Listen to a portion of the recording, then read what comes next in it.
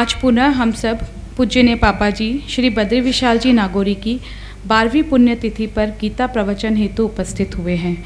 आप सबकी उपस्थिति हमारे लिए विशेष रूप से प्रेरणादायक है, क्योंकि आपके आशीर्वाद एवं सहयोग के कारण ही हम प्रतिवर्ष यह कार्यक्रम सफलतापूर्वक संपूर्ण कर पाते हैं। स्वामी जी महाराज श्री सत्य रूपानंद जी रामकृष्ण मिशन रायपुर के प्रभारी हैं। स्वामी जी की उपस्थिति उनके आशीर्वाद स्वरूप पाकर हम कृतार्थ हो गए हैं। उनकी उपस्थिति सदैव हमारा मनोबल बनाती है और निरंतर प्रेरणा देती रहती है। हमारे परिवार के नन्हे मुन्ने बच्चों ने कुछ भजन तैयार किए हैं, आपके सामने प्रस्तुत कर रहे हैं। निकुंज नागौरी एक छोटा सा भजन। गुरु ब्रह्मा गुरु विष्णु गुरुदेव महेश्वर गुरु क्षत्र परम ब्रह्म तस्मै श्री गुरुवे नमः।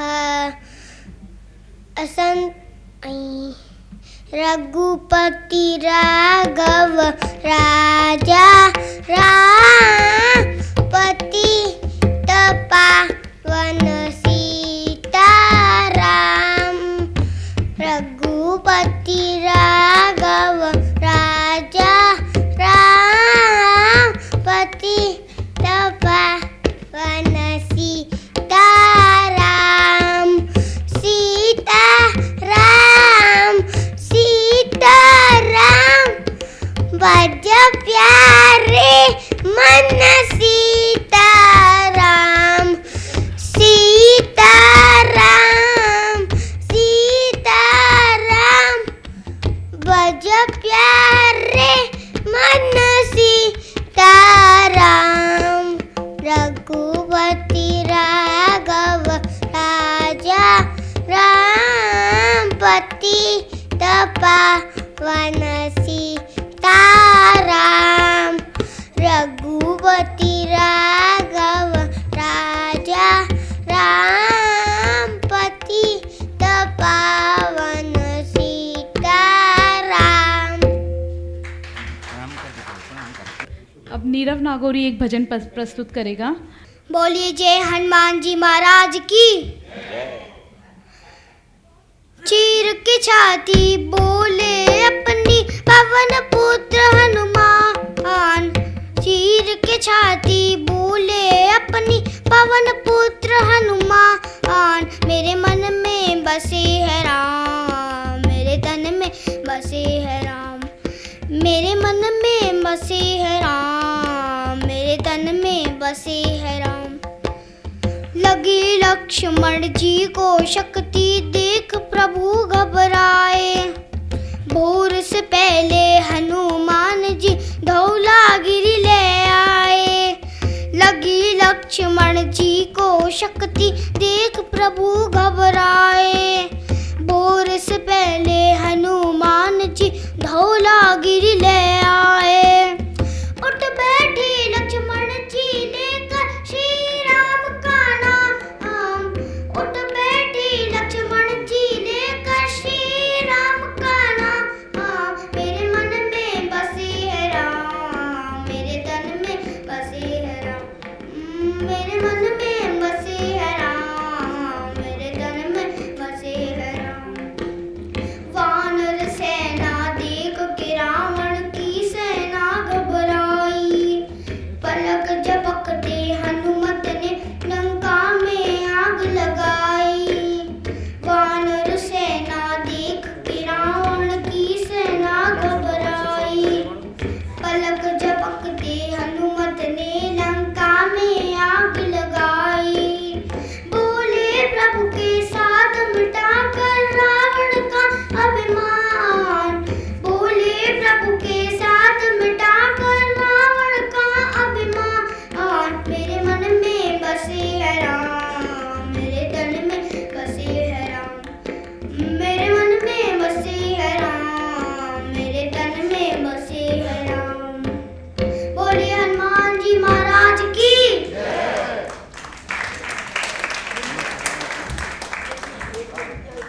पापा जी की गीता के प्रति विशेष रुचि थी। गीता के कर्म योग से वे सबसे अधिक प्रभावित थे। इसीलिए स्वामी विवेकानंद उनके आदर्श थे और इसी कारण उनका रामकृष्ण मिशन के प्रति विशेष झुकाव था। उनका मानना था कि प्रत्येक व्यक्ति की शिव भाव से सेवा करने वाला मोक्ष प्राप्त कर सकता है। इसी कारण स्वामी विवेकानंद का आदर्श वाक्य जो मिशन का महामंत्र बना, उसने पापा जी को भी प्रेरणा दी थी और वो वाक्य था, आत्मनो मोक्षार्थ जगत हिताय। पापा जी के अनुसार यह एक अत्यंत महत्वपूर्ण उद्गार है जो यदि ईश्वर की कृपा से जीवन में उतर जाए तो व्यक्ति अत्यंत प्रसन्नतापूर्वक अपनी जीवन यात्रा को आगे बढ़ा सकता है। उनके अनुसार जीवन में सर्वोत्तम चीज़ है ईश्वर भक्ति, और यही भक्ति जीव सेवा में शिव भाव लाने से व्यक्ति के जीवन को उद्देश्यपूर्ण बना देती है। जैसा कि रामायण में लिखा है, परहित सरिस धर्म नहीं भाई, पर पीड़ा सम नहीं अदमाई। और गीता में लिखा है, परोपकाराय पुण्याय पापाय पर पीड़नम। इन दोनों मंत्रों ने सदैव पापा जी को प्रेरित किया था। अब आपके सामने तनुश्री महेश्वरी और चैतन्य महेश्वरी एक गीत प्रस्तुत करने जा रहे हैं जो है तो एक फिल्म का, पर उसके भाव बहुत ही सुंदर और मन को भाव विभोर कर देने वाले हैं। इस गीत में जन्म से लेकर मृत्यु तक पिता का जो महत्व हमारे जीवन में है उसके विषय में वर्णन किया जाएगा और आशा करती हूँ आपको पसंद आएगा। पिता धर्म, पिता धर्म, पिता ही परमं तप, पिता री प्रीति महापन्ने, प्रियंत सर्वदेवता, देवता, देवता।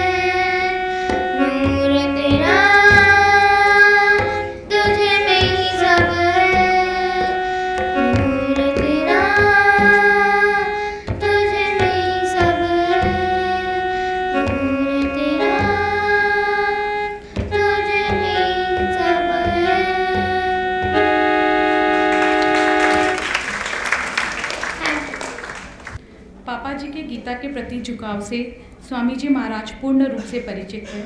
इसीलिए हम प्रतिवर्ष गीता से संबंधित विषय पर ही चर्चा करते हैं। आज का विषय है 12वां अध्याय भक्ति योग। गीता ग्रंथ ज्ञान का अथाह सागर है जिसमें अनगिनत रत्न समाये हैं। जब जब गीता पढ़ी जाती है हर बार एक नया अर्थ सामने आता है। नित नित सुंदर भावार्थ मिलते जाते हैं। गीता किसी देश काल धर्म या जाति विशेष के लिए नहीं है। यह एक सार्वभौम ग्रंथ है। इसके समान बोधप्रद ग्रंथ समस्त संसार में नहीं मिल सकता। ग्रंथों में छिपा ज्ञान सबके हाथ नहीं लग सकता। वह तो स्वामी जी महाराज जैसे सत्य शोधक प्राणी को ही प्राप्त हो सकता है। हम बड़े भाग्यशाली हैं कि इस गीता रूपी अक्षय धर्म दीप को प्रज्वलित कर हमारे अज्ञान रूपी अंधकार को स्वामी जी महाराज अपने प्रवचन से दूर करेंगे। कहा भी गया है, आग लगी आकाश में और झरझर झरे अंगार, संत न होते जगत में तो जल मरता संसार। अतः हम सभी स्वामी जी का आभार प्रकट करते हुए उनका सादर वंदन करते हैं और मैं निवेदन करती हूँ आज के अध्यक्ष श्री नंदलाल जी शाह से कि वो स्टेज पर पधार कर स्वामी जी का माल्यार्पण करें।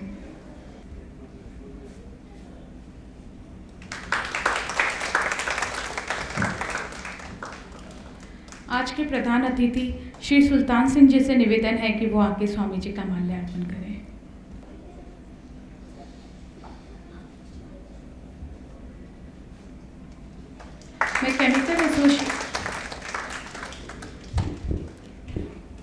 मैं केमिकल एसोसिएशन के अध्यक्ष प्रकाश जी हिम्मत सिंह से निवेदन करती हूँ कि वो कृपया पधारें और माल्यार्पण करें।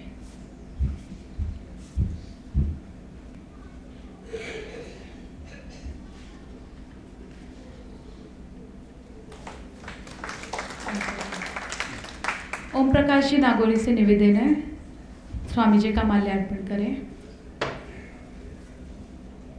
जैसा कि हम जानते हैं, स्वामी जी सत्य रूपानंद जी महाराज 12 साल पहले जब बद्री विशाल जी नागौरी का देहांत हुआ था, तब इनसे ये जब बैठक में वहाँ आए थे तब इन्होंने कहा था कि क्यों नहीं उनका एक जो विषय है गीता, इसी पे प्रतिवर्ष एक व्याख्यानमाला के अंतर्गत एक व्याख्यान कराया जाए।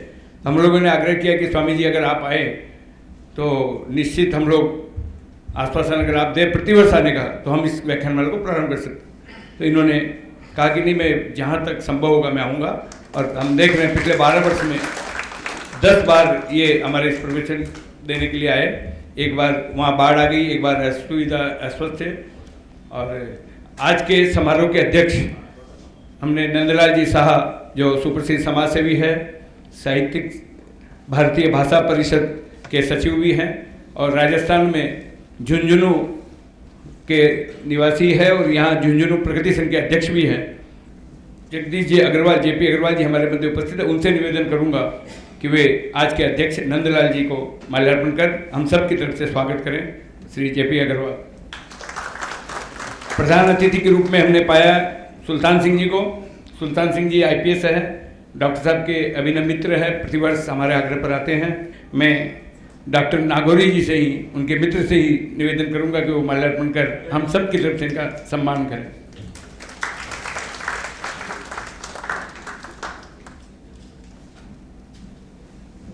हमारे बुआ जी मंजू जी साडा आने वाले थे पर किसी कारणवश आ नहीं पाए। उन्होंने अपने भाई के प्रति अपने भाव प्रकट वो कुछ भाव प्रकट करना चाहती थी पर वो आ नहीं सकी, तो उन्होंने जो लिखा था वो उनकी बेटी पूनम सादानी आपके सामने व्यक्त करेगी। दीपक की भांति जलता है कोई कोई, वृक्ष की भांति फलता है कोई कोई, आदर्शों की बातें तो सभी करते हैं, इस मार्ग पर चलता है कोई कोई। आदरणीय भाई साहब का जन्म 14 जनवरी 1944 को राम गोपाल जी सोहनी देवी नागौरी के यहाँ 3 बहनों के बाद डिडवाना राजस्थान में हुआ। बहुत लाड प्यार में उनका लालन पालन हुआ। भाई साहब बचपन से ही मेधावी एवं महत्वाकांक्षी थे। कक्षा में हमेशा अव्वल आते थे। जैसा उनका नाम वैसे ही उनके गुण। बद्री का मतलब बड़ा बड़ का पत्ता। विशाल बड़ के पत्ते के नीचे जो सुख मिलता है वही उनके सानिध्य में मिलता था। विशाल और उदार स्वभाव के भाई साहब के व्यक्तित्व में स्नेह, अपनत्व, दयालुता का चुंबकीय आकर्षण था। वे सहज ही उत्तरदायित्व स्वीकार कर लेते थे और उसका निर्वाह करना उनकी प्रकृति बन गई थी। अपनी सफलता को सदैव ईश्वर का आशीर्वाद मानते थे। आपने संपूर्ण परिवार की जिम्मेवारी को बखूबी निर्वाह किया। उनकी शिक्षा दीक्षा राजस्थान से मैट्रिक पास करने के बाद कलकत्ता में पढ़ाई के साथ साथ व्यावसायिक जीवन की शुरुआत की। बीकॉम, एलएलबी, आईसीडब्ल्यूए, एमबीए की पढ़ाई की। अपने दृढ़ संकल्प और कुशल कार्यशैली के कारण एक के बाद एक सफलता उन्होंने हासिल की। बीकॉम पास करने के बाद उनका विवाह हमारी प्यारी भाभी हीरामणि से हुआ। बड़े भाई साहब सभी भाई बहनों एवं परिवार की सभी जिम्मेवारियों को निभाया, इसीलिए घर में उन्हें बड़ा बाबू भी बुलाते थे। 3 पुत्र और 1 पुत्री, सभी को अच्छी शिक्षा और संस्कार दिया, कुशल मार्गदर्शन किया, जिसका उदाहरण है कि आज हम सब यहाँ पर एकत्रित हुए हैं। हर किसी को अपना बना लेने वाला भाई साहब ने धार्मिक, व्यावसायिक एवं सामाजिक क्षेत्र में अपनी पहचान बनाई। दान देकर न दिखाना उनकी प्रवृत्ति थी। सब कुछ करने के बाद भी, मान प्रतिष्ठा मिलने के बावजूद भी उनके अंदर लेश मात्र भी अहंकार नहीं था। वे अपने शुभ चिंतकों, सहयोगियों और सभी लोगों से विनम्रता एवं सहजता से मिलते थे। धार्मिक क्षेत्र में उन्हें गीता और रामायण का गूढ़ ज्ञान था। गीता के श्लोक एवं रामायण की बहुत सी चौपाइयाँ उन्हें याद थी, जो वो बच्चों को सुनाते और सिखाते थे। अपनी संस्कृति, अपनी भाषा, पहनावे से उन्हें बहुत प्यार था, पर समय के साथ अपने आप को वे बदल लेते थे। आपने बहुजनों हिताय बहुजन सुखाय कहावत को चरितार्थ करते हुए अपने आप को पूर्ण रूप से समाज एवं राष्ट्र सेवा के कार्य में समर्पित किया। आपने अर्थ को परमार्थ में लगाने हेतु राम गोपाल सोनी देवी चैरिटेबल ट्रस्ट की स्थापना की। आपका विराट व्यक्तित्व शब्दों में नहीं समाएगा। कितना भी कुछ कहें मगर कहने को कुछ रह जाएगा। ये एक छोटा सा प्रयास है गागर में सागर भरने जैसा। समर्पित आपको हमारे श्रद्धा सुमन, हमारी इस भावांजलि में गुजरे जो पल आपके सानिध्य में हर घड़ी याद आएंगे। रग रग में बसा है ध्यान आपका, रग रग में बसा है ध्यान आपका, यह सब कभी हम ना भूल पाएंगे। धन्यवाद। अब आपका अधिक समय न लेते हुए मैं भी पापा जी की याद में कुछ पंक्तियाँ कहना चाहती हूँ, जिसके बोल हैं, याद है उनके आने की आहट पहचान जाना। याद है उनके आने की आहट पहचान जाना, बचपन से लड़कपन तक उनके स्नेह के झूले में झूलना, उनका वो सबको साथ लेकर बैठना और हर बात पर प्रोत्साहन बढ़ाना। याद है उनके आने की आहट पहचान जाना। सीखी है उनसे सारी दुनियादारी निभाना, पहले कदम से लेकर जीवन के उतार चढ़ाव पर चलना, कभी हाथ पकड़कर और कभी हाथ छोड़कर सिखाया था हर मुश्किल को हराना। याद है उनके आने की आहट को पहचान जाना। परिवार को समेटकर हर रिश्ते को प्यार से निभाना, चट्टान की तरह हर तूफान के आगे खुद खड़े हो जाना, जिम्मेदारियों को बिना किसी शिकन के निभाना। याद है उनके आने की आहट को पहचान जाना। अपनी ज़रूरतों से पहले लोगों की ज़रूरतों को समझना, लोग क्या कहेंगे की परवाह किए बिना सर्वजन हिताय सर्वजन सुखाय का मंत्र जपना। याद है उनके आने की आहट को पहचान जाना। मैं स्वामी जी से निवेदन करूंगी कि अब अपने प्रवचन से हमें कृतार्थ करें। ओम गुरुर्ब्रह्मा गुरुर्विष्णु गुरुदेवो महेश्वरः गुरुसाक्षात् परं ब्रह्म तस्मै श्री गुरुवे नमः। वंदनीय माताओं एवं प्रिय भक्त वृंद, ईश्वर की कृपा से ये आज 12वां वर्ष है जब श्री बद्री विशाल जी नागौरी की देह त्याग पर, उस पर्व में जब वो इस सीमित सीमा से ऊपर उठकर विराट रूप उन्होंने लिया। सामान्य चालशील की बोलचाल की भाषा में हम मृत्यु कहते हैं, किंतु बद्री विशाल जी जैसे लोगों का शरीर छोड़ना मृत्यु नहीं है। जो भी व्यक्ति परहित में लगा रहता है, दूसरों के कल्याण में लगा रहता है, मन में इच्छा भी रखता है और अपने कर्तव्य का पालन करता है, तो महापुरुष ऐसा कहते हैं कि देह छोड़ने के बाद ऐसा व्यक्ति अपने विराट रूप में प्रकट होता है। कैसे विराट रूप में प्रकट होता है? उसके मन में निस्वार्थ जो आकांक्षा थी, बहुजन हिताय बहुजन सुखाय, वह आकांक्षा उसको ऐसी परिस्थितियों में जन्म देती है जहाँ वो स्वयं योग्य होकर जो उससे नीचे हैं, उस तक नहीं पहुँच सके हैं, उसके जीवन का मात्र एक उद्देश्य होता है कि जो लोग मुझसे नीचे हैं या समाज का जो स्तर हो, व्यक्ति का जो स्तर हो, उसको मैं कैसे ऊपर उठा सकूँगा।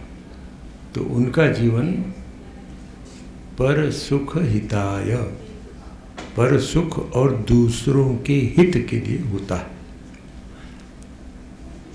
16 इंडिया एक्सचेंज, 16 नंबर एक्सचेंज में एक बहुत बड़ा मकान है। अब शायद वो रामकृष्ण मिशन का नहीं है, वो रामकृष्ण मिशन का था। तो वहाँ उस मकान के मालिक ने मिशन को दान दिया था, तो उसको देखने का कार्यभार मेरे कंधों पर था। तो मैं वहाँ जाया करता था, और भी मिशन के बहुत से मकान थे। तो उसमें 16 इंडिया एक्सचेंज प्लेस में सब व्यवसायी किराएदार थे। एक अग्रवाल तो यहीं बैठे हैं अभी, और बद्री विशाल जी और एक दो व्यक्ति छोड़कर, वैसे मिशन के कागज पत्रों में 300 किराएदार थे, और इन 300 किराएदारों ने शायद और 1000 किराएदार वहाँ रख लिए थे। खैर हमको उससे कुछ लेना देना नहीं था, पर इतने सब लोगों से मेरा संपर्क होता था क्योंकि मैं उसकी देख रेख करता था। तो बद्री विशाल जी का ऑफिस उसी तले में था जहाँ मिशन का एक ऑफिस था, हमारा भी एक कमरा था। तो बाकी विरोधाभास सा लगता है, मैं सन्यासी और वो व्यापारी। तो दूसरे और अधिक लोगों से कोई संपर्क मुझसे मेरा होता नहीं था। और भी कर्मचारी थे रामकृष्ण मिशन में, वो लोग किराया दिया कि नहीं वगैरह वगैरह, या कोई शिकायत हो